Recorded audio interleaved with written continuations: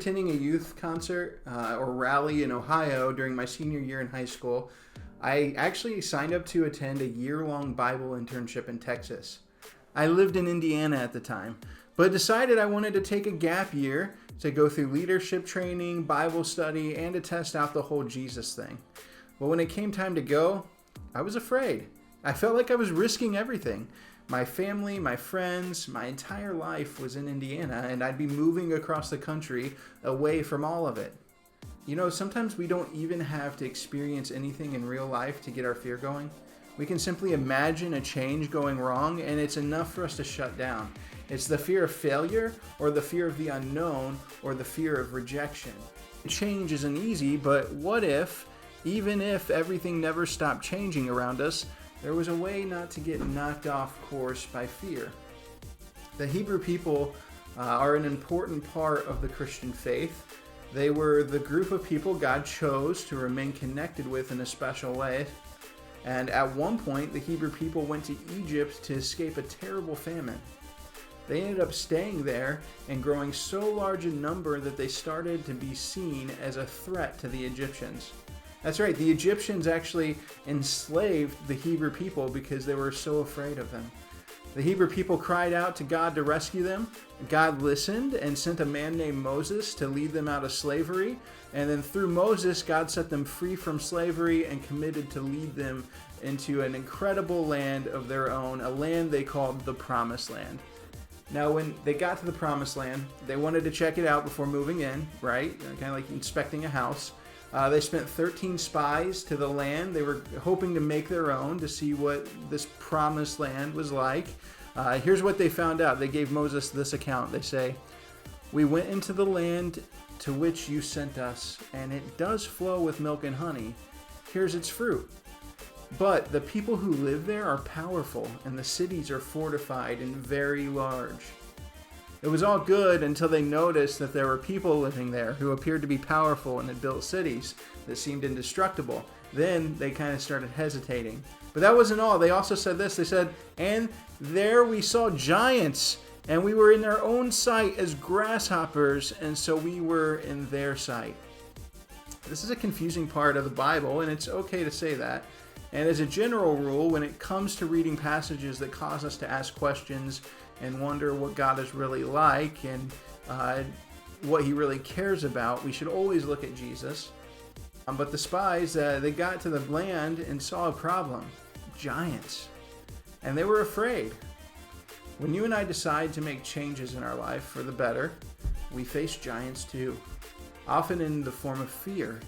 Many times we respond like the spies. We let fear take over, and we see our problems as these massive giants in our life. So even if we really want what's on the other side of change, we stay exactly where we are because we don't want to face those giants. Well, fortunately, not all the spies came back with the same report. 2 of the spies, Joshua and Caleb, came back with a completely different view than the other spies. Here's what they saw. "And they said to the entire Israelite assembly, 'The land we passed through and explored is exceedingly good. If the Lord is pleased with us, he will lead us into that land, a land flowing with milk and honey, and he'll give it to us. Only do not rebel against the Lord, and do not be afraid of the people of the land, because we will devour them. Their protection is gone, but the Lord is with us. Do not be afraid of them.'" You see, their fear didn't get the last word. They still saw the giants, but they didn't let their fear win. They knew their fear was not the end of the story. Even if they were afraid, God would meet them on the other side of their fear. Here's the thing about trusting God. It's not about not being scared. It's about following him even though you're scared. And that's what courage is. And you can have courage even if those giants may have been real. And their fear was definitely real, but they knew they could have courage because of who God is. So they trusted him and took that leap of faith. If they had let their fear run the show, they would have given fear the final word of the story. They knew God would meet them on the other side of their fear, no matter how real it felt. You and I can do the same thing when it comes to the areas of life where we want to make changes. You can have courage. And even if you're afraid, you can have courage. It may be scary before we make the changes, but it will be so worth it after. Just like the Bible internship I attended in Texas. Look, I was scared to go, but it changed my life. And I wouldn't have married Brittany. I wouldn't have known what I wanted to do with my life. I wouldn't have found some of my best friends in the entire world. And I wouldn't be where I'm at in my relationship with Jesus if I would have let fear be the end of my story, if I would have let fear keep me from moving to Texas. Here are a few steps to help you get started on having courage, even if you're afraid. The first thing you can do is identify one change you'd like to make. So as you listen today, was there something that came to mind? Is there something you want to try out for or audition for? Is there a relationship that's not good for you that you need to step away from for a little while? Is there a relationship that needs to be improved and you could take some steps to do that? Or maybe there's a habit in your life that needs to be replaced with something healthier. Is there a part of yourself you're holding from others because of fear? You may have multiple answers. It may be a lot of those things, but just focus on one for now. I want you to identify one fear that surfaced as you thought about it.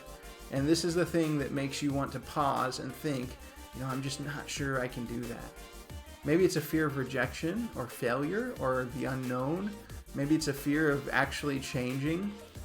Maybe it's a fear of the work you'd have to put in to make that change. Whatever it is, this is your giant. This is the thing that you're looking at and you're afraid of it and you're not sure if you can face it. Pay attention to the giant and then invite God in. This is your chance to introduce your fear to your God. This is your chance to have your Joshua and Caleb moment. This is your chance to remember that Jesus is bigger than your fear. You could do something as simple as praying to Jesus and sharing with him the change you want to make and the fear that's keeping you stuck, just being honest with him like we learned about last week.